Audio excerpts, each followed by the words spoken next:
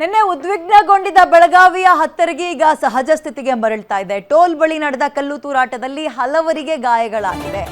ರೈತರಿಂದ ಕಲ್ಲೇಟು ತಿಂದು ಆಸ್ಪತ್ರೆ ಪಾಲಾಗಿದ್ದಾರೆ. ಪೊಲೀಸರು ಗಾಯಗೊಂಡ ಪೊಲೀಸರನ್ನ ಭೇಟಿ ಮಾಡಿದ್ದಾರೆ ಎಡಿಜಿಪಿ. ಪೊಲೀಸರ ಆರೋಗ್ಯವನ್ನ ಎಡಿಜಿಪಿ ಹಿತೇಂದ್ರ ಇದೀಗ ವಿಚಾರಿಸಿದ್ದಾರೆ. ಕೆಎಲ್ಇ ಆಸ್ಪತ್ರೆಗೆ ಗಾಯಾಳುಗಳು ದಾಖಲಾಗಿದ್ದು ಪೊಲೀಸರು ಕಲ್ಲು ತೂರಾಟದಲ್ಲಿ 11 ಪೊಲೀಸರಿಗೆ ಈಗ ಗಾಯಾಳು ಪೊಲೀಸರು ದಾಖಲಾಗಿದ್ದಾರೆ ಆಸ್ಪತ್ರೆಗೆ. ಈ ಕಲ್ಲು ತೂರಾಟದಲ್ಲಿ ಸುಮಾರು 11 ಜನ ಪೊಲೀಸರಿಗೆ ಗಾಯಗಳಾಗಿತ್ತು.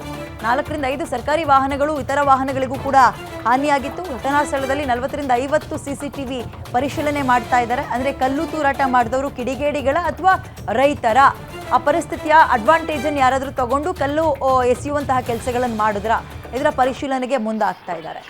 ನಿನ್ನೆ ಬೆಳಗಾವಿಯ ಭಾಗದಲ್ಲಿ ಪ್ರತಿಭಟನೆ ವಿಕೋಪಕ್ಕೆ ಹೋದ ಸಂದರ್ಭದಲ್ಲಿ ಹೈವೇ ಬ್ಲಾಕ್ ಮಾಡಕ್ಕೆ ಹೋದ್ರು ಪೊಲೀಸರು ಕಂಟ್ರೋಲಿಗೆ ತಗೊಳಕ್ ಹೋದಾಗ ಕಲ್ಲು ತೂರಾಟ ಆಯಿತು. ಯಾರು ಕಲ್ಲು ತೂರಾಟ ಮಾಡಿದ್ದು? ಕಿಡಿಗೇಡಿಗಳು ಯಾರಾದರೂ ಈ ಪರಿಸ್ಥಿತಿಯ ಲಾಭವನ್ನ ಮಾಡ್ಕೊಳ್ಳೋಕೆ ಮುಂದಾದ್ರ ಅಥವಾ ಆಕ್ರೋಶದ ಕಟ್ಟೆ ಒಡೆದು ರೈತರೇ ಈ ಕೆಲಸಕ್ಕೆ ಮುಂದಾದ್ರ ಗೊತ್ತಿಲ್ಲ. ಹಾಗಾಗಿ ಅದು ಈಗ ತೀರ್ಮಾನ ಆಗಬೇಕು ಅಂದರೆ CCTV ಫುಟೇಜ್ನೆಲ್ಲ ತಗೊಂಡು ಕೆಲವ್ರ ಮೇಲೆ FIR ಹಾಕಲೇಬೇಕಾಗುತ್ತೆ. ಈಗ ನಮ್ಮವ್ರಿಗೆ 11 ಜನಕ್ಕೆ ನಿನ್ನೆ ಕಲ್ಲು ತೂರಾಟದಲ್ಲಿ ಗಾಯ ಆಗಿದೆ. ಅದರಲ್ಲಿ ಇಬ್ಬರು ಇನ್ನು ಇನ್ಪೇಷೆಂಟ್ ಇದ್ದಾರೆ. ಒಬ್ಬರಿಗೆ ಫ್ರ್ಯಾಕ್ಚರ್ ಆಗಿದೆ, ಇಬ್ಬರಿಗೆ ಹೆಡ್ ಇಂಜುರಿ ಇದೆ. CT ಸ್ಕ್ಯಾನ್ ಎಲ್ಲ ಮಾಡಿದೆ, ಎಲ್ಲ ಅವ್ರಿಗೆ ಈಗ ಸೂಕ್ತ ಚಿಕಿತ್ಸೆ ಎಲ್ಲ ಕೊಡಲಾಗ್ತಾ ಇದೆ. ನಾವು ಈ ಬಗ್ಗೆ ಅಲ್ಲಿ ಯಮಕನಮರಡಿ ಪೊಲೀಸ್ ಸ್ಟೇಷನಲ್ಲಿ ಒಂದು ಸ್ವಯಂ ಪ್ರೇರಿತವಾಗಿ ಒಂದು ಪ್ರಕರಣ ದಾಖಲು ಮಾಡಿಕೊಂಡು ಯಾರು ಕಲ್ಲು ಹೊಡೆದಿದ್ದಾರೆ ಅವ್ರಿಗೆ ವಿಡಿಯೋಗಳೆಲ್ಲ ಕೆಲವಿದ್ದಾವೆ, ಅದನ್ನು ನೋಡಿಕೊಂಡು ಅವ್ರನ್ನ ಮುಂದಿನ ದಸ್ತಗಿರಿ ಮಾಡೋ ಪ್ರಕ್ರಿಯೆಯನ್ನು ಮುಂದಿನ ದಿನಗಳಲ್ಲಿ ಮಾಡ್ತೀವಿ. ಅಲ್ಲಿ ಮಾವಿತ್ತು, ಮಾವಲ್ಲಿ ಎಲ್ಲರೂ ಕಲ್ಲು ಹೊಡೆದ್ರು ಅಂತ ಹೇಳ್ತಾ ಇಲ್ಲ ನಾವು. ಮತ್ತು ಅಲ್ಲಿ ಯಾರ್ಯಾರು ಅಲ್ಲಿ ವಿಡಿಯೋದಲ್ಲಿ ಸ್ವಲ್ಪ ಫೋಟೋಸು ವಿಡಿಯೋಸ್ ನಮಗೆ ಸಿಕ್ಕಿದ್ದಾವೆ, ಅದು ನೋಡಿಕೊಂಡು ಸಾಕ್ಷಿ ಆಧರಿಸ್ಬಿಟ್ಟು ಯಾರ್ಯಾರು ಮಾಡಿದ್ದಾರೆ ಅವ್ರಿಗೆ ಮಾತ್ರ ಅರೆಸ್ಟ್ ಮಾಡ್ತೀವಿ. ಅದೇ ರೀ, ಅದೇನಕ್ಕೆ ಉತ್ತರ ಹೇಳ್ತಾ ಇದ್ವಿ ನಾವು. ಎಲ್ಲರೂ ಬಂದಿದ್ದು ರೈತರೆಲ್ಲ ಗಲಾಟೆ ಮಾಡಿದ್ರು ಅಂತ ನಾನು ಹೇಳಿಕೆ ಆ ರೀತಿ ಹೇಳಿಕೆ ಕೊಡೋಕೆ ಹೋಗ್ತಾ ಇಲ್ಲ. ನಾನೇನು ಹೇಳ್ತಾ ಇದ್ದೀನಿ ಅಂದರೆ ನಮ್ಮ ಹತ್ರ ವಿಡಿಯೋ ಫೋಟೋಗಳು ನೋಡಿಕೊಂಡು ಸಾಕ್ಷಿ ಆಧರಿಸಿ ಅವ್ರಿಗೆ ಮಾತ್ರ ಅರೆಸ್ಟ್ ಮಾಡಬೇಕು. ದೇಶಪೂರ್ವಕವಾಗಿ ಕಲ್ಲು ತೂರಾಟ ಆಗಿದೆ ಅಂತ ಮೇಲ್ನೋಟಕ್ಕೆ ನಮಗೆ ಕಂಡು ಬರ್ತಾ ಇರೋದು. ಇದು ಯಾವ ಕಾರಣಕ್ಕಾಯಿತು ಅದನ್ನೆಲ್ಲ ಅದು ತನಿಖೆ ಮುಗಿದ ಮೇಲೆ ನಾವು ಅದಕ್ಕೆ ಉತ್ತರ ಹೇಳಬೇಕಾಗ್ತದೆ.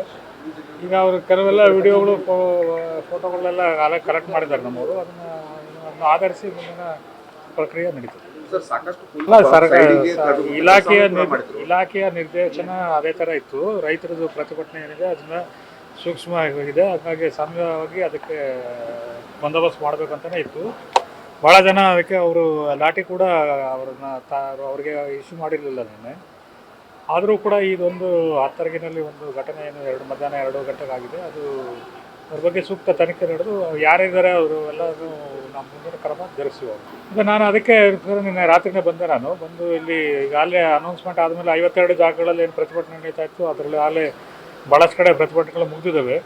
7 ಕಡೆ ಮಾತ್ರ ಇನ್ನೂ ಪ್ರತಿಭಟನೆ ನಡೀತಾ ಇದೆ. ಅದು ಸಕ್ಕರೆ ಸಚಿವರು ಬಂದ ಮೇಲೆ ಅದನ್ನು ಕೂಡ ಅವರು ಮಾತಾಡಿದ ಮೇಲೆ ಅದನ್ನು ಕೂಡ ಮುಗಿಯೋದಕ್ಕೆ ಅಂತ ನಾವು ಆಶಾಭಾವನೆಯನ್ನು ಹೊಂದಿದ್ದೀವಿ ಅವರಿಗೆ.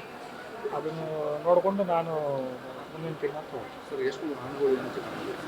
4 KSRTC ಬಸ್ಸು ಮತ್ತು ನಮ್ಮದು 2 ಗಾಡಿ ಕಲ್ಲು ಗ್ಲಾಸ್ ಹೊಡೆದಿದ್ವಿ. ಇನ್ನೂ ತಗೊಂಡಿಲ್ಲ.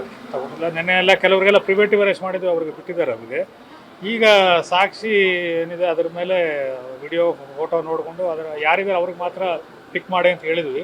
ಅದರ ಪ್ರಕ್ರಿಯೆ ಜಾರಿಯಲ್ಲಿದೆ.